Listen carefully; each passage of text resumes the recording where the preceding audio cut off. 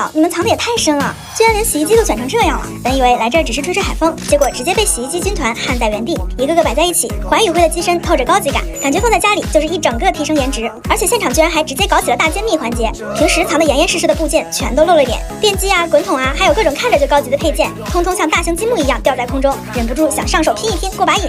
青岛，你怎么连洗衣机都这么勾引人？看到这里已经觉得很精彩了，却没想到海尔的实际功能更让人惊喜，4个桶同时转都稳得很，再也不用担心洗衣机半夜在家里跳舞。而且桶多不代表就要弯腰使用，人在30厘米处停2秒就能自动开机，挥手能开下桶，敲一敲能开上桶。不是，原来青岛人你们用的才是真正的人工智能啊！我用的都是智障。不得不说，这次在青岛，本摸可真算是开了眼。